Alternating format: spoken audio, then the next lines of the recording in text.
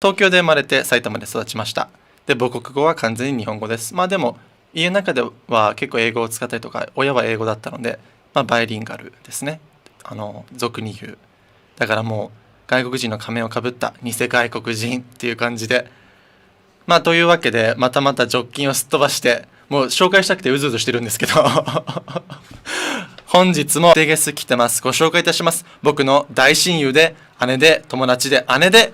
のアリーシャです。よろしくお願いします。よろしくお願いいたします。ジョシュアの姉のアリーシャです。よろしくお願いします。よくぞ来てくれました、アリーシャ。はい、ありがとう。どうですか、ラジオ出て。いや、まさかね、私が家族の中から代表で選ばれるとも思わなかったけど、一つ目でね。だけど嬉しいです。ありがとう。ありがとうございます。こちらこそ。別に家族から代表で選んだというよりかでも一番アリーシャが一番出て多分一番話せるし、一番いろんなことの感じ方が似てるのはアリーシャ。そうか。だから一番ゲストで出てもらいたいのは多分アリーシャだなってすごいずっと思ってたし、今回来てくれて本当に僕は光栄です。いや、なるほどね。いや、こんな機会をありがとう。いや、こちらこそ、はい、同じ境遇の人が2人同じとこにいてラジオできるってこんな奇跡なことないから。そうだね、珍しいもんね。すごく嬉しいんですけど、沖縄は今回初めてですか？いや、なんだかんだ4回目でした。4回数えてみたんだけど4回だった俺今回2回目なのかなと思って思ってたけど4回も来てるんだね。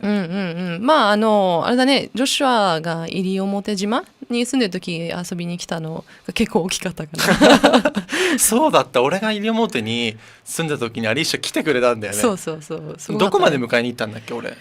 どこだっけ。石垣島に一泊した記憶がある。私そこまで飛んで一緒にそこに一泊して、でその後すんごいちっちゃいフェリーに乗ったのを覚えてる。小浜行ったやつ。小浜島行った時。そうなんだっけ、有名なドラマあったじゃん、チュラさん。小浜島だ。そうそことか竹富島とか行ったのすんごい記憶にあってそうだね、すんごい楽しかったの覚えてる。そうだね、結構天気悪くて小浜の時はそうだね、すんごい俺がしょげててそうだったアリーシャが「ジョシュはさっきテンション低かったでしょ」とか「分かったよ」とか言ってすごい言われたのを覚えてます。それはどうでもいいんですけど西表だから僕がどこにいても絶対遊びに来てくれるんですよ。ロンドンにいた時もそうだったね。あれ私たまたま出張が入って、いやジョシュアいる時に出張入ってよかったなと思って。すごいタイミングで入ったよね。ロンドンも行ったね。で僕がブライトンからロンドン行って、アリーシャが出張で日本からロンドン来て、僕のちょうど誕生日。そうだった。誕生日のウィークエンドに遊びに行くことができたんだよね。誕生日のウィークエンドにアリーシャが来てくれて、もう、こんな楽しいことないでしょっていう感じの仲の良さをすごいフレックスさせてもらったんですけど自慢ですね。自慢させてもらったんですけど今回アリーシャには2週間にわたって出演してもらうんですけど、もう同じ境遇の人とラジオっていう場を使って改めていろんな話をシェアしたい。てかそんな機会が与えられるなんてこんな感謝なことないでしょということでだからこれを使っていろんなことをアリーシャに聞いて、自分と同じ境遇で育ったし、同じ家で家庭で育ったのに多分絶対感じ方も違うし、経験も違うし、関わってきた人たちも違うから、その体験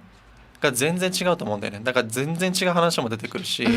そこは逆に面白いんじゃないかなと思って、僕みたいなバックグラウンドの人を僕世界で見たことがないから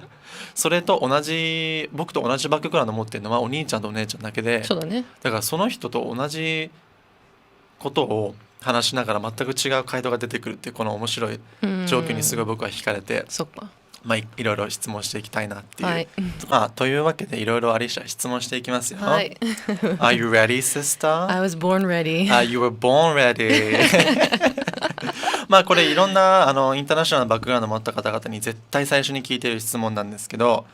アイデンティティクライシスはありましたか、アリーシャさん。いやあったね。あったね。12歳から15歳ぐらいまではもうこればかりだったね。いわゆる思春期ですね。中学校とか。そうだね。だから本当、今考えると、いやただ単に年頃だったからなんじゃないのみたいな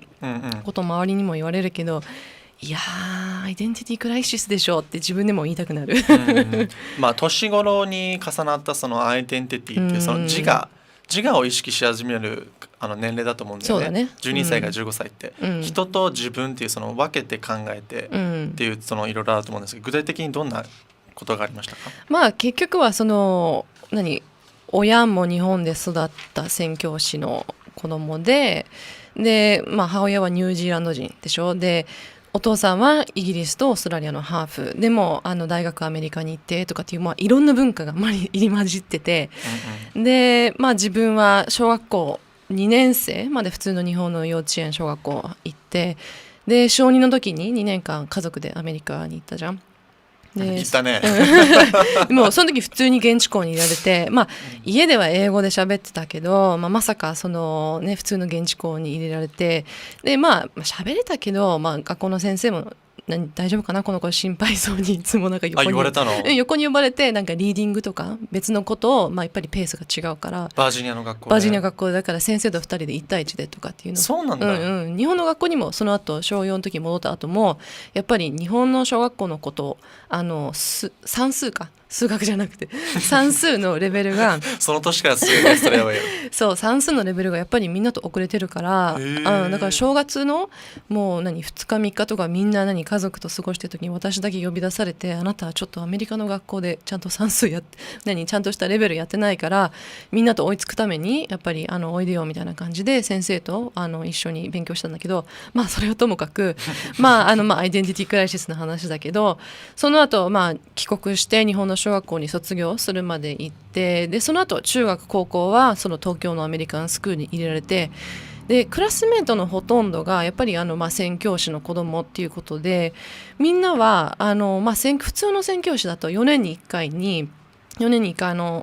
ローって言われる国に1年間帰って、でまたその日本に戻ってくるというような生活してて、でもうちって3代目だから、まあそんなことをするようなもう状況にないというか、そもそもその国に帰る概念がもう消えてる、もう3代目のうちには、うちの親直々の宣教師ではないもんね。そうだね。そのミッションに入った宣教師ではないから、国に帰る。でもうちの親は多分4年に1回自分たちの国に帰ってたんだよね。そうだからうちの親の方が外国の文化に触れてるんだよね、僕たちより。そうだから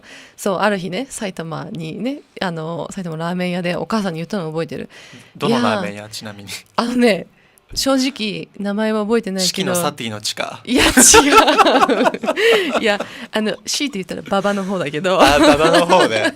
かった分かった水道道路の方。そうまさにでまあお母さんに言ったのは、いやマミはいいじゃんって、マミはニュージーランドでニュージーランド人だっていうふうに一つの国しか言わなくていいし、簡単なのに私はこんなにねニュージーランドもオーストラリアもイギリスも言わなきゃいけないし、アメリカの方がね親しみ持って育ったし、そうでアメリカの方が全然わかるし、でクラスメートのみんなはこうやって言ってるのになんで私たちは行かないのみたいな、なんでその国に帰るってことしないのみたいなことをなんかお母さんにこうぶつけたのを覚えてる。その時のマミの返答は、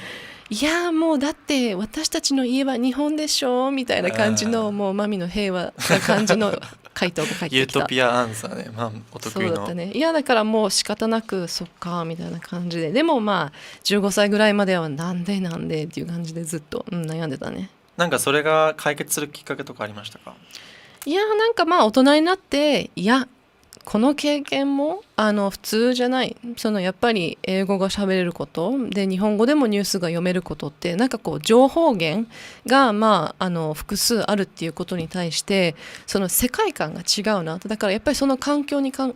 謝しなきゃいけないなってすごい思えるようになったのがきっかけかな。なんか日本で育ってそれもはや日本人じゃんって外国の人には言われるけど、自分を日本人と思ったことはありますか？なんかこう日本人ですって思ったことはまあ正直はないけど、でもやっぱり外国人と日本にいる外国人と一緒に過ごしてるとやっぱりまあ私の方がまあ日本の文化に触れてるというか、日本の普通の小学校に行ってるし、まあ、日本語も喋れるからそのピックアップしてくる内容が違うと思うから、こう We 意識私たち日本人はこうするとか日本ではこうするんですよみたいな感覚で、よく外国からクライアントが来るときに We Japanese とか Here in Japan とかって言ってる自分がいて、私無意識に自分が日本人だと思ってるところがあるなっていうのは気がつく。言っていいんだと思った瞬間にいろいろ僕は気楽になった。なんか We Japanese って言ったときに、誰にも何もいやあんた日本人じゃないじゃんって突っ込まれない状況。そうだね。が外国の人と話してると多いから、うん、その時にWe Japanese って自分をジャパニーズっていうそのアイデンティティを持っていいんだっていうそのうん意識はすごい芽生えるから、特にだから英語を喋ってて外国の人と喋ってる時の方が自分を日本人としてのうんアイデンティティをすごいそうだね。持つ気がする、うん、だから誰といるかによるね本当に。だから外国人といるといやこの人と比べたら私の方がまあ多分日本人だなっていう意識と、でもその逆を取ると日本人といるとやっぱり外国人扱いされるから私は外国人なんだなっていうふうにこう自分で気がつくってだかいうか。ら常にリマインドしてくるよねそう君は日本人じゃない、あなたは外国人、うんうんうん私たちと違う、そうそうそう。なんか一個のキャラクターとしてなんか常にこそうだね。うなんうんか意識されてる感じ、なんか外国人キャラ、うんうんなんかうんそう一個のキャそうそう。ラクターみたいな感じでなるなるすごないるなる。うんわか思るそれ。ってるなとう思って、んうんなんか自分の特殊な生い立ち、すごい特殊だとうんうんうん自分で言っちゃうけど、うん特殊な生い立ちをざっくりどう思ってるか、それを人に何て説明してるのかなって。僕の場合うんなんか日本育ちのイギリス人ですってなんかもう終わらせちゃう、うんうんなんか面倒くさいから終わらせちゃうけど、うんアリーシャの場合どういうふうにやってんだろうと思って、なんかよく自分が言ってるなって気がつくのはこうよくね仕事で打ち合わせとかしてる時に日本語うまいねみたいなこと言われて、いや私ズルしてるんですよねみたいな、日本の小学校に普通に行ってみたいな感じでずっと日本にいるんですよ、だから偽の外国人ですみたいな感じで申し訳なく言ってる自分はいるねなんだ日本人なんだって、なんかそのそうそうそう。残念がられるパターンもたまにあって、あなんか逆になんだみたいな、確かにね、なんだとか言われるね。そうそれも逆に面白いなと思って、うんうんうんうん日本人みたいなもんじゃんっていう人もたまにいるんだけど、うん僕はそれはもう日本人って言っていいと思うんだよね、うんなんか外国の感覚からするとね、そうだね、うんうん、でも日本の感覚から言うと日本人みたいなもんじゃんっていうのがうんまだまだ普通にまかり通ってるうん感じの文化だうんうんなってそうだね、思いますね、よく言われるね。なんだ日本人じゃんってね。そうそう、だからその時は嬉しいよね。そうだね、輪に入れてくれたんだ、そう輪にありがとう。入れてくれた感じねであっちも安心した感じ、そうだね、安心してなんだ分かってくれるのねみたいな感じで、そう話が通じるじゃんっていう感じでね。でも逆に余計なこと言ってくる時もあるけどね日本人なんだっけな、日本人より日本人ですねとかって言われる時はなんか反応に困る。そうね、そうかみたいななんかそれって内と外を分けながら外の人だから日本人より日本人だね、でも日本人って認めてないってことじゃんそれって、だからそこがいつも僕がもどかしい、そうだね、もやもやする、反応に私もいつも困る。そう日本人より日本人、はいみたいなじゃなくて本当に日本に育ったっつってんじゃんみたいな3世代日本にいるって言ってんじゃんみたいな、それは日本人以外なんでもないじゃんみたいな。いやだから、アメリカとかだったらさもうthird generation 日系人とかはさもう完全にアメリカンとして認められてる中で私はまだ認められない日本人なんだっていうふうにも考えちゃう時があるね、でもそこでいろんな人が言うのがじゃあ帰化すればいいじゃんってそうだね、いうパターンもあるじゃん、いや2年ぐらい前にね私真剣に考えた、帰化した方がいいのかな、だから紙に書いたの、した方がいい理由としない方が理由マジどうしようかなみたいなそれ出てきたのは何でした、うんした方がいい理由だしない方がいい理由、ここで話せる範囲でとりあえずはいいかなって、とりあえずはさ永住権持って、イギリスの国籍で日本で住めるんだったら、仕事もできるんだし要はデュアルシティズンシップだよね。でもデュアルシティズンシップが日本ではさやっぱり認められないじゃない。と同じような効果があるじゃん。そうだね、感覚ではね、だから強いのかなってそうだね思うよ。僕もそのプロセンコンズ考えた時に、多分今の状況が多分一番そうだねいいなって思って、僕も別に帰化しないし、うん本当は日本の政府がただ私たちを日本人と認めてくれて日本国籍をただくれればいいだけよ、本当は、無条件に、日本で生まれてるし、アリシャ埼玉で生まれてるし、いやだからよくね日本の人に言われるのがここで生まれたら当然日本の国籍持ってるでしょとかって言われるんだけど、いや日本の法律って違うんだよっていうふうに説明しなきゃいけないのが結構なんか、そっか説明しなきゃいけないんだなとか、あまり知ってる人がいない若い人そう知ってる人がいないのに最初びっくりしてたけど、それは知らないよねと思って、そうだね自分みたいな状況に、でも置かれて初めて知るし分かるし、だからなんか昔はなんで知らないのって思ったけど自分の国の法律でしょと思ったけど、人って法律って自分がその状況に置かれて初めてその知るから、間違いない。私たちは小さい頃からその法律をずっとこうなんか戦ってるよね。 in our faces されてたから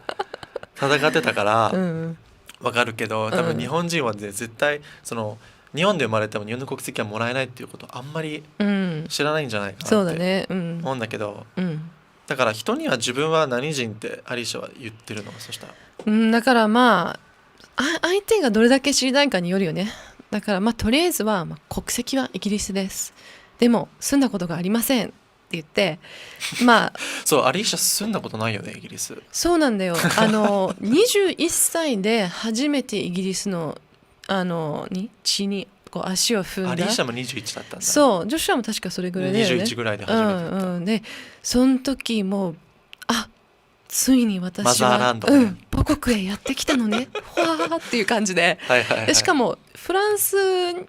何日か過ごしてフェリーで行ったんだよね。でその時自分の中では感動するんだけど、周りの人はさただの、ね、同じくイギリス人が歩き回ってるぐらいの感覚で見られて、私はもう全てがこうへえこれが私の母国なんだみたいな感じでなんか複雑な気分なんない、うん、なんか先祖こういうとこから来てるんだそう不思議だった、そうだよね。しかも僕たちのルーツ全部たどると全部スコットランドじゃん。結局はね、だからその地から全員ほぼ来てるわけじゃん。そうこういう国から来てるんだっていう驚きとびっくりと、まあ驚きとびっくりしたけど、なんかその、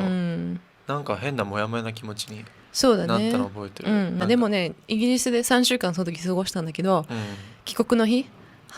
やっと私の本当の国に帰れる日本が楽しみって思ってる自分がいてそうだよね、私の心のマザーランドは日本なんだってその時に ね意識したよね。心のマザーランドは日本でしたそれ超名言だね結局私たちのマザーランドはもはや日本になってるから、なんかイギリスとかに行くたびに僕の家は日本なんだなって、いや本当に思った、気づかされたね。気づいたら日本人になってたし、日本人とは僕は違うってこう距離を置きながら、僕は違うんだ君と、みんなとは違うっていうそのアイデンティティで生きてきた気がするんだけど、いざ外国住んだらめちゃくちゃ自分が想像以上に日本人だって気づきし、立ち振る舞いとか喋り方、全部が実はすごく日本人で、いや本当それでそれを受け入れるのにすごく時間かかったけど、それを自分の強みとして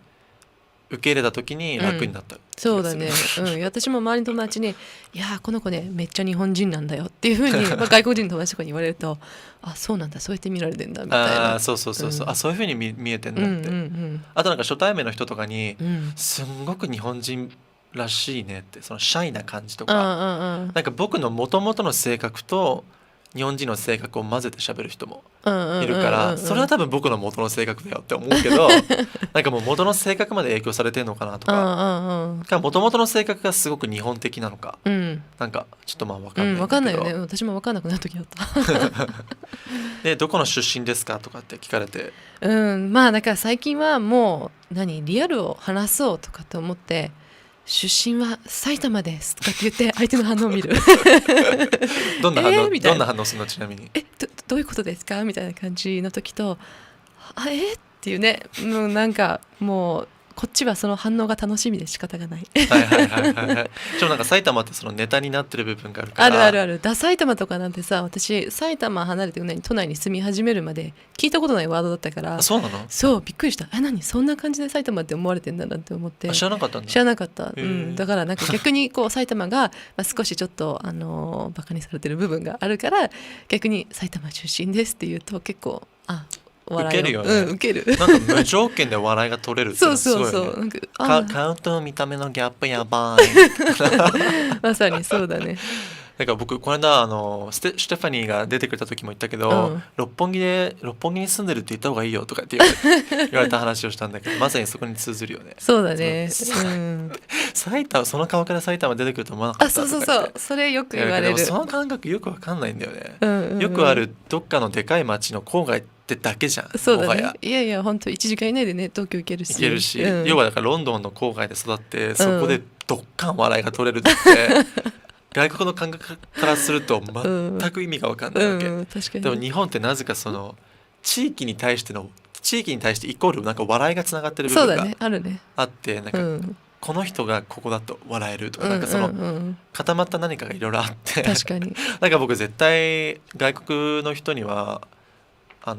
東京出身って言うし、そうだね。なんか日本で全然沖縄でも東京って言っちゃうし、ままあ別に生活圏は東京だったから別に東京って言って問題はないけど、その埼玉育ちってのは一応ラジオで言おうかなと思って、そうだねそうだね言わせてもらってるんだけどだからその Where are you from? って聞かれるよりももっといい質問があるとリシャ。そうだね。私何年か前にこの質問を学んで、いやまさにこれは私みたいな人にぴったりな質問だなっていうのがあって、こうどこ出身ですかって言われるよりかはWhere do you consider home? あなたはどこを自分の家だと感じ取っていますかっていうか思っていますかっていう質問の方が、まあここで育ったんだけど、まあ、国籍はここでとかっていうこう一つのところに属しない人がいるっていうことを認めている質問だなっていうふうにすごく思って、これを学んだ時にこれを言ってあげた方が周りの人も多分安心して自分の生い立ちを話せるんだろうなっていうふうに思ったんだよね。自分だけじゃないからさ、本当いろんなとこで育ってっていう人いると思うから、この質問すごい強いよね。でしかもなんかイギリスの会社も最近 CM でこの質問してる CM が最近出てきて、でその人も確か多分なんかパキスタン系イギリス人からの人が主人公で、Where do you consider home? っていうなんか多分タイトルでやるんだよね。だからそのレッテルを貼らずに、どこなんか英語の Where are you from? のその Where とその From っていうその人種と国が一致させなきゃいけない質問だからすごく難しいなと思って、でもこのどこを故郷だと思うか、その要は感情ベース、まさに感情ベースで話をしてくれるから、自分が日本人って言えば日本人だから、言っちゃえばだからその感情ベースで答えさせてくれる質問だよね。だから私その質問されるとI'm from Tokyo って言えるから、そこでまた話が広がるよね。あなた日本人に見えないけどそれはどうしてみたいなそこから話が広がるからそれはねっていうふうに話せるよね。というわけでアリシャ、あっという間の、本当ですか。もうエンディングが来ちゃうんですけど、まあそろそろエンディングの時間ということで、皆様今日もジョシュアと沖縄から世界を学ぼう楽しんでいただけましたか？どうでしたかアリシャ。いや楽しいね、ラジオね。楽しいでしょ、想像以上に楽しいでしょ。なんかジョシュアと普通にこう家で喋ってる感覚と同じ感覚な気がした。そうね、アリーシャの部屋にいつもお邪魔しに行ってたそうだったね、ジョシュアの姿が想像できるね。中学校の頃のなんかアリーシャ一緒に寝ようとかドアからちょっと見えるジョシュアの顔みたいな感じでタイ君がうちの猫がねいるっていうねそろそろいたみたいな、ね、いるっていう、というわけで今日はこの辺で失礼いたします。来週も聞いてください。ではでは、パーソナリティのジョシュアとスペシャルゲストのアリーシャでした。アリーシャでした。ありがとうございました。また来週アリーシャ来てくれるかな。はい、いいとも。いいともバイバイ。